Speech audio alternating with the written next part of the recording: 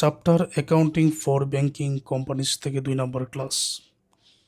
আগের ক্লাসটা মনোযোগ দিয়ে দেখে তারপরে এই ক্লাসটা দেখতে হবে। প্রয়োজনীয় বেসিক বিষয় আগের ক্লাসে আলোচনা করা হয়েছে। প্রথমে প্রশ্নটা পড়ে নিচ্ছি, ক্লাসটা একেবারে ফুল স্ক্রিন করে ফুল কোয়ালিটিতে দেখো। From the following balance of Northern bank লিমিটেডের হিসাবের যে নিচে দেওয়া হয়েছে, prepare income statement for the year ended December 31, 2016। 2016 সাল ডিসেম্বরের 31 তারিখে ইনকাম স্টেটমেন্ট তৈরি করো। এখানে দেওয়া হয়েছে ট্রায়াল ব্যালেন্স অথবা রেওয়া মিল। আমরা জানি রেওয়া মিলের 2টা গড় আছে, একটা হলো ডেবিট আর একটা ক্রেডিট। আমরা জানি হিসাব হলো 5টা, হিসাবের শ্রেণী 5টা: সম্পদ, ব্যয়, আয়, দায়, মালিকানা সত্ত্ব। এই 5টার মধ্য থেকে সম্পদ এবং ব্যয় রেওয়া মিলে ডেবিটে বসে, আয়, দায়, মালিকানা সত্ত্ব রেওয়া মিলে ক্রেডিটে বসে। এই তথ্যটা জানার কারণে অঙ্কটা কিন্তু আমাদের কাছে একেবারে সহজ হয়ে যাবে।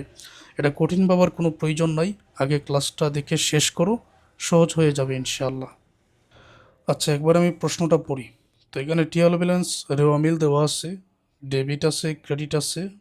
তো এই দিক এটা কিন্তু ডেবিট, এই দিকটা হলো ক্রেডিট। ওকে, যেহেতু এটা ট্রায়াল ব্যালেন্স অথবা রেওয়া মিল, এক কথায় ডেবিটে যতটা টাকা আছে এটা সম্পদ অথবা ব্যয়ের টাকা, ক্রেডিটে যতটা টাকা আছে এটা আয় দায় মালিকানা সত্ত্বের টাকা। অর্থাৎ এই ডেবিটে যতটা সম্পদ এবং ব্যয় যে কোনোটা হতে পারে, এইদিকে আয় দায় মালিকানা সত্ত্ব ক্রেডিটে এটা হতে পারে। ওকে, এখন আমাদের জন্য সহজ হয়ে যাবে। প্রথমে শেয়ার ক্যাপিটাল 10,000 শেয়ার আছে 100 টাকা করে, 10 লক্ষ, এটা হচ্ছে মালিকানা সত্ত্ব, ব্যাংকের যে মালিকানা সত্ত্ব এটা। রিজার্ভ ফান্ড সঞ্চিত তহবিল, দেখো এটা ক্রেডিটে আছে, এটা মালিকানা সত্ত্ব।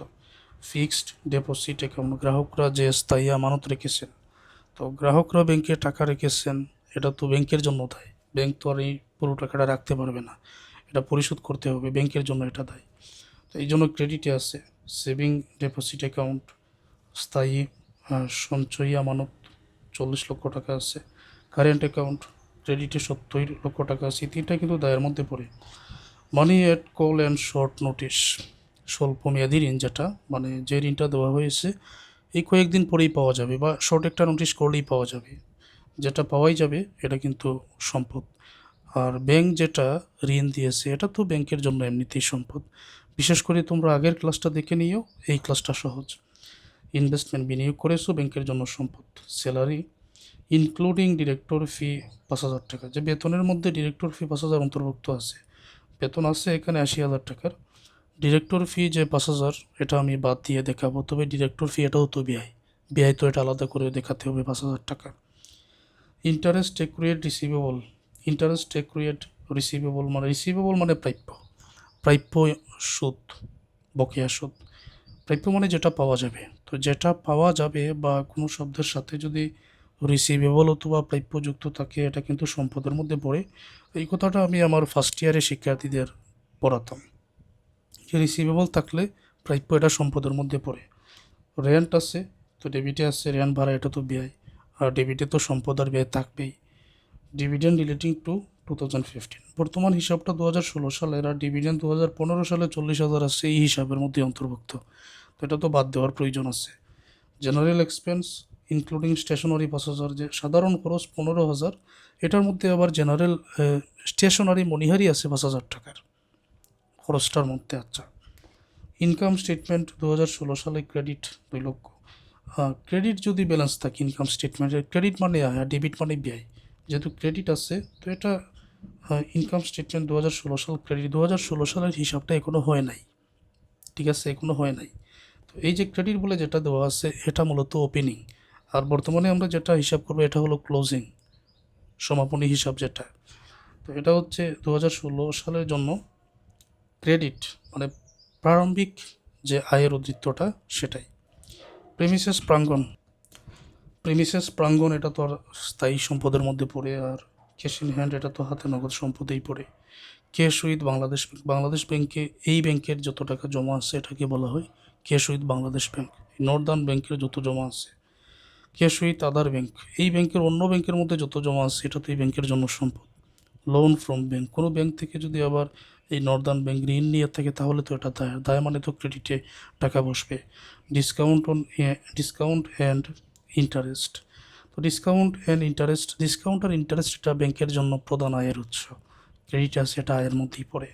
বিল পারচেজ অ্যান্ড ডিসকাউন্ট, তো বিল যদি তুমি ক্রয় করো লাভের আশায়, মুনাফার আশায়, সেই ক্ষেত্রে এটা তুমি মূলত বিনিয়োগ করলে সম্পদের মধ্যে পড়ে। বিলস পেবল, প্রদেয় বিল, তো দায়ের মধ্যে পড়ে। Loan, cash credit and overdraft. Loan মানে ঋণ, ক্যাশ ক্রেডিট এই ক্ষুদ্র ব্যবসায়ীকে যে ঋণ দেওয়া হয়, ওভারড্রাফট ব্যাংক জমাতিরিক্ত। তিনটাই কিন্তু ব্যাংক যখন ঋণ দিবে ইন্টারেস্ট পাবে, এই ক্ষেত্রে ঋণ দেওয়াটা কিন্তু ব্যাংকের জন্য সম্পদ, এই জন্য ডেবিটের সম্পদে আছে। তারপর এখানে আনক্লেইম ডিভিডেন্ড, অদাবিকৃত লভ্যাংশ আছে 30,000 টাকা। অ্যাকাউন্টস পেবল পাওনাদার, দায়ের মধ্যে পড়ে 30,000 টাকা। তো আনক্লেইম ডিভিডেন্ড মানে অনাদায়ী লভ্যাংশ, যে লভ্যাংশ ঘোষণা করা হয়েছিল কিন্তু এই শেয়ার হোল্ডাররা এখনও নেয়নি। মনে করো 50,000 টাকার লভ্যাংশ ঘোষণা করা হয়েছিল, 20,000 টাকা নিয়ে এসে 30,000 টাকার লভ্যাংশ এখনও নেয়নি, তো এটা দায় অবস্থায় ব্যাংকের ব্যালেন্স শিটের মধ্যে আছে, রিয়েল ব্যালেন্সে আছে। এখন আদার ইনফরমেশনে rebate on unexpired bill purchase and discounted was টাকা 10,000। রিবেট মানে কি? ওই যে প্রথম ক্লাসে উদাহরণ দিয়েছিলাম, যেটা বিলের টাকা ধরো যে আমি পাবো এখনও উপার্জিত হয় নাই, সময়টা এখনও যায় নাই। উদাহরণ দিয়েছিলাম যে ডিসেম্বরের 31 তারিখ পর্যন্ত এটা উপার্জিত, জানুয়ারি ফেব্রুয়ারি এটা উপার্জিত হয় নাই। তো যেটা রিবেট আছে এটা আয়ের মধ্যে অন্তর্ভুক্ত করা যায় না, এটা কিন্তু আয় থেকে বিগ হয়। পারচেজ অ্যান্ড ডিসকাউন্ট যেটা, এটা বিগ হয়। প্রোভাইড 5% অ্যাপ্রিসিয়েশন অন প্রিমিসেস, প্রাঙ্গণের বা ভবনের উপরে 5% অবচয়, দ্বিতীয় অবচয় ব্যয়ের মধ্যে পড়ে। ইসেনশিয়াল টু প্রোভাইড টাকা 30,000 এজ প্রভিশন ফর ব্যাড ডেপ্ট, মানে কিছু টাকা পাওয়া যাবে না, এটার জন্য সঞ্চয় করতে হবে 30,000 ওনাদের এই পাওনার নামে। The value of stationery on 31 December 2016 was টাকা 1,000। ডিসেম্বর 2016 31 তারিখে স্টেশনারির মূল্য দেখা যাচ্ছে 1,000 টাকা আছে। আবার স্টেশনারি নিয়ে কোথাও যেন একটা তথ্য আছে, এই যে জেনারেল এক্সপেন্স, স্টেশনারি এখানে 5,000 টাকার ব্যয় হয়েছে, আবার 1,000 টাকা দেখা গেছে যে হাতে আছে। তো যে ব্যয় যে 5,000 হয়েছে এটা থেকে হাতে যেটা আছে এটা বিক করে বাকিটা ব্যয় দেখাতে হবে। Rent for 2015 was not in arrear but 2 month rent for 2016 not it paid. তো 2015 সালের যে রেন্ট বকেয়া ছিল না, তো 2016 সালের 2 মাসের রেন্ট ভাড়া পরিশোধ করা হয় নাই, তার মানে 2 মাসের ভাড়া পরিশোধ করা হয় নাই, তো এটা হচ্ছে 10 মাসের ভাড়া, তাই না? তো এই যে রেন্ট যেটা আছে এটা হলো 10 মাসের ভাড়া, 2 মাসের পরিশোধ হয় নাই, তো যেটা বকেয়া থাকে ব্যয় এটা যোগ করতে হয়। ব্যয়ের টাকা অগ্রিম পরিশোধ করে দিলে অগ্রিমটা বিক করতে হয়। Director fee 1,000 yet two be paid, তো ডিরেক্টর ফি 1,000 টাকাও পেইড করতে হবে। কোথাও যেন ডিরেক্টর ফি অন্তর্ভুক্ত আছে, স্যালারিজের মধ্যে 5,000 টাকা অন্তর্ভুক্ত আছে, আবার 1,000 টাকা পেইড করতে হবে। ওকে, যেটা পেইড করতে হবে আউটস্ট্যান্ডিং বা বকেয়া বলে, এটা আমরা যোগ করে দিব। শুধুমাত্র ইনকাম স্টেটমেন্ট তৈরি করার জন্য বলা হয়েছে, ব্যালেন্স শিট তৈরি করার জন্য বলা হয় নাই। ওকে, তো ইনকাম স্টেটমেন্ট তৈরি করার জন্য যে নিয়মটা আমরা জানি, শুধু যে এই ইনকাম থাকবে এমন কোনো কথা নয়, ইনকাম আরও থাকতে পারে। ইন্টারেস্ট অ্যান্ড ডিসকাউন্ট ইনকাম প্রথমে আনা হবে, বা যত ধরনের ইনকাম আছে। আনএক্সপায়ার্ড ডিসকাউন্ট বা রিবেট যেটা অনুপার্জিত, এটা কিন্তু এখানে বিক করা হয়। ওকে, আমরা বিক করব। বকেয়া কোনো আয় থাকলে যোগ করব। অপারেটিং এক্সপেন্স, যদি কোনো ব্যয় বকেয়া থাকে যোগ করব, অগ্রিম থাকলে বিক করব। এগুলো তো তোমরা ওই যে ফিনান্সিয়াল স্টেটমেন্ট ম্যাথের সমাধান করেছো, কোম্পানি ফিনান্সিয়াল স্টেটমেন্ট আছে না তোমাদের, তো এই চ্যাপ্টারের ম্যাথের সমাধান পারলে তো এটাও সহজে পারার কথা। বেসিক যেটা জানা প্রয়োজন সেটা আমি শুধু বুঝিয়ে দিচ্ছি, নিয়মটা দেখিয়ে দিচ্ছি। ব্যয়সমূহ আনার পরে প্রভিশন ফর আনক্লাসিফাইড লোন, মানে এই যে অশ্রেণীভুক্ত ঋণের জন্য সঞ্চয়, বা যে টাকাটা পাওয়া যাবে না এটার জন্য ওনাদের পাওনা সঞ্চিতি যেটা রাখা হয়। প্রফিট পর্যন্ত বাইর করার পরে অ্যাপ্রোপ্রিয়েশনটাও কিন্তু করতে হয়, এটা বাধ্যতামূলক। আচ্ছা, আগে আমি প্রফিট পর্যন্ত চাই। একবার আমি দেখি তো আমার এখানে কি কি আয় আছে। আয় মানে তো আমার আয়গুলো অবশ্যই ক্রেডিটে থাকবে, তাই না? আয় থাকবে আমার ক্রেডিটে। আচ্ছা, দেখি তো আমি এখানে কি কি আমার আয় আছে। সম্পূর্ণ যদি তুমি ভালো করে দেখো তাহলে এই জায়গায় দেখা যাবে যে ডিসকাউন্ট অ্যান্ড ইন্টারেস্ট নামে একটা আয় তুমি পাবে। ব্যাংকের প্রধান আয়ের উৎসই তো এটা। এটা নিয়ে আবার সমন্বয় আছে রিবেট, মানে অনুপার্জিত 10,000, তাহলে এটা বিগ হয়ে যাবে, এটা পরবর্তী সময়ের জন্য বা পরের বছরের জন্য, তো এটা বিগ হয়ে যাবে। এই বিগ পর্যন্ত আগে আমি কাজটা করি। সময় যাতে কম লাগে এই জন্য আগেই লিখে রাখলাম, আর এই ধরনের ম্যাথে সময়টা একটু বেশি লাগে। আমি চেষ্টা করছি তোমাদের কম সময়ের মধ্যে সব কিছু বোঝানোর। ডিসকাউন্ট অ্যান্ড ইন্টারেস্ট ইনকাম টাকার পরিমাণ ছিল 6,50,000। রিবেট অন এক্সপায়ার্ড বিলস যেটা ছিল 10,000। অবশেষে আমাদের এখানে নেট ইন্টারেস্ট ইনকাম টাকার পরিমাণ হবে 6,40,000 টাকা। এতটুকু বুঝতে পারছো? অপারেটিং এক্সপেন্স সমূহ আনতে হবে। আচ্ছা, আমরা দেখি তো আমাদের এখানে ব্যয় কী কী আছে। একেবারে প্রথম থেকে দেখি। স্যালারি 80,000, কিন্তু 5,000 বিক করে আমি 75,000 আনবো, কারণ 5,000 টাকা এটা ডিরেক্টর ফি। আবার ডিরেক্টর ফি আলাদা করে 5,000 দেখাতে হবে। এখানে আবার বলা হয়েছে ডিরেক্টর ফি নিয়ে কোথাও যেন তথ্যটা আছে যে ডিরেক্টর ফি 1,000 টাকা আবার পেড করা হয় নাই। তো ডিরেক্টর ফি আবার 5,000 সাথে 1,000 যেটা পেড করা হয় নাই বকেয়া আছে, যোগ করে আরেকটা ব্যয় দেখাতে হবে। আচ্ছা, এটা দেখাবো। আর কি আছে? রেন্ট আছে। রেন্ট 20,000 টাকা। তো রেন্ট 20,000 টাকা আবার বলা হয়েছে যে 2016 সালের রেন্ট 2 মাসে পেড করা হয় নাই। 2 মাসের পেড হয় নাই, তার মানে 20,000 এটা 10 মাসের। ধরো 2 মাসের টাকা বাইর করে যোগ করে দিব, তাহলেই তো হয়ে যায়। ঠিক আছে এটা। আর কি কি আছে? জেনারেল এক্সপেন্স আছে 15,000 টাকা। তো জেনারেল এক্সপেন্স নিয়ে এখানে 5,000 টাকা স্টেশনারি মজুদ আছে, এটা বিক করে দিব। আবার স্টেশনারি এক্সপেন্সও 5,000 আলাদা দেখাতে হবে। তো স্টেশনারি এক্সপেন্স 5,000 টাকা আলাদা দেখিয়ে এই স্টেশনারির মজুদ আছে আবার এখানে এই যে 1,000 টাকা। স্টেশনারি 31 ডিসেম্বর 2016 8 টাকা 1,000 মজুদ যেটা আছে, এটা তো ব্যয় থেকে বাহির করে অবশ্যই দেখাতে হবে। তো এই পেয়েছি আমি ব্যয়সমূহ। আর কি কি আছে একটু শুরু থেকে শেষ পর্যন্ত থেকে খুঁজে বাইর করতে হবে। আচ্ছা, রে অমিলের মধ্যে আমি আর ব্যয় দেখতে পাচ্ছি না। তারপরে 5% অবচয় প্রেমিসেস টাকা আছে এখানে 12 লক্ষ। 12 লক্ষের 5% অবচয়টা দেখাতে হবে। 12 লক্ষের 5% 60,000 হচ্ছে টোটাল ব্যয়। তো এই ব্যয়সমূহ দেখো আমি এক এক করে নিয়ে আসতেছি।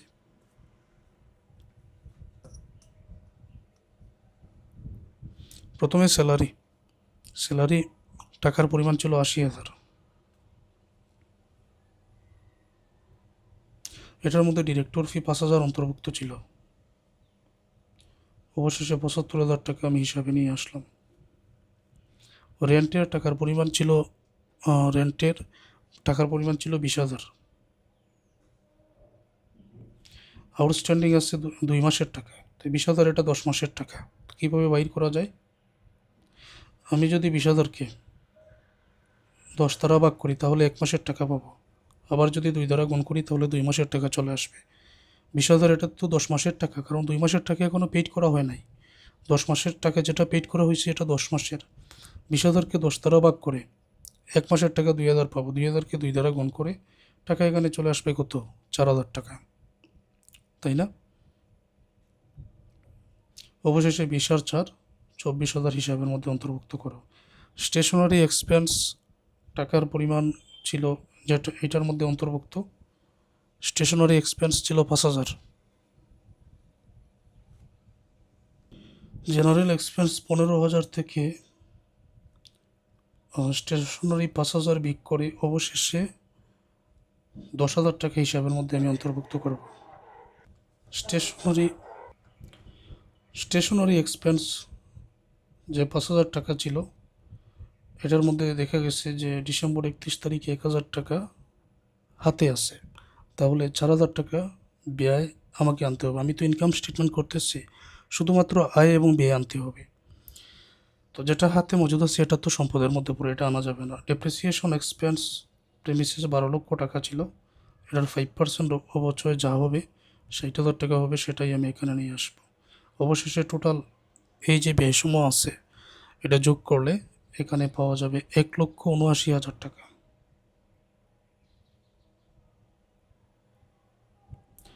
উপরে 6,40,000 থেকে 1,79,000 বাদ দিলে টোটাল অপারেটিং এক্সপেন্স আমরা এখানে পেয়ে যাব 4,61,000 টাকা। প্রভিশন ফর ব্যাড ডেপ্ট মানে যে টাকাটা পাওয়াই যাবে না, এটা বাধ্যতামূলক এখানে মাইনাস করতেই হবে। কোথায় আছে তথ্যটা? ডেপ্রিসিয়েশন প্রেমিসেস আছে, তারপর এই যে ইসেনশিয়াল টু প্রোভাইড টাকা 30,000 এস প্রভিশন ফর ব্যাড ডেপ্ট। এটা পাওয়া যাবে না ধরে সঞ্চয় করে রাখতেই হবে। কত টাকা রাখতে হবে? 30,000 টাকা। তো 30,000 টাকা এটা এখন বিক হবে। অবশেষে আমরা এখানে নেট প্রফিট পেয়ে যাব 4,61,000 থেকে 30,000 বিক করলে 4,31,000 টাকা। এখন এটা তো সাধারণ কোনো ব্যবসা প্রতিষ্ঠানের হিসাব না, এটা ব্যাংকের হিসাব। তো ব্যাংকের হিসাবের ক্ষেত্রে সরকারি কিছু নীতিমালা আছে। কি সেটা? যে অ্যাপ্রোপ্রিয়েশন, যেটা আয় হবে এটার সাথে সাথে বন্টন করে নিতে হবে। তো বন্টন করার জন্য কি কি এখানে করণীয় দেখো। এখানে মূলত সমন্বয় করতে হয় লাস্ট ইয়ার প্রফিটের সাথে ডিভিডেন্ড পেইড করতে হয়। ইন্টারিম ডিভিডেন্ড যেটা অন্তর্বর্তীকালীন লভ্যাংশ পেইড করা হয়েছে, যে পরিমাণ ডিভিডেন্ড ঘোষণা করা হয়েছে, দুইটা সমন্বয় করতে হয় এবং ব্যাংকের নীতিমালা অনুযায়ী স্ট্যাটুরি রিজার্ভ মানে বিধিবদ্ধ সংরক্ষণ, এটা কিন্তু রিজার্ভ করে রাখতে হয়। এটা স্ট্যাটুটরি হবে, বানানটা ঠিক করে নিও। এখন অঙ্কের মধ্যে দেখতে হবে প্রিভিয়াস ইয়ার প্রফিটটা কোথায় আছে। প্রফিট বলে যে ইনকাম স্টেটমেন্ট ক্রেডিট 2 লক্ষ টাকা আছে। আবার এটা নিয়ে ডিভিডেন্ড তথ্যটা যেন কোথায় ছিল? ডিভিডেন্ড 2015 সালের রেটিং 40,000, এটা বিক করতে হবে। তো আগের বছরের প্রফিট থেকে আগের বছরের ডিভিডেন্ড অবশ্যই বিক করতে হবে। আমরা এখন এখানে বিক করে দিচ্ছি প্রিভিয়াস ইয়ার প্রফিট। এটার টাকার পরিমাণ ছিল 2 লক্ষ।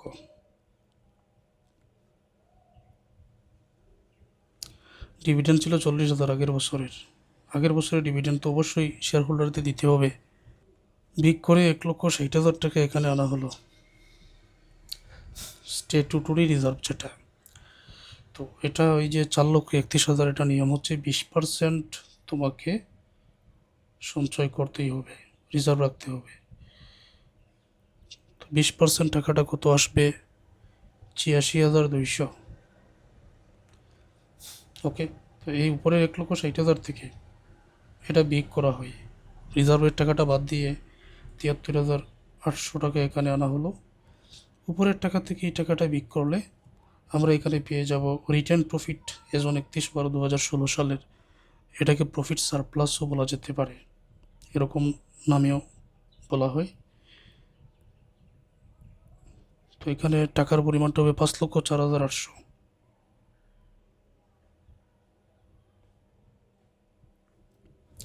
এটা হচ্ছে রিটেন প্রফিট। ব্যাংকের হিসাবটা কিন্তু এভাবেই রাখা হয়।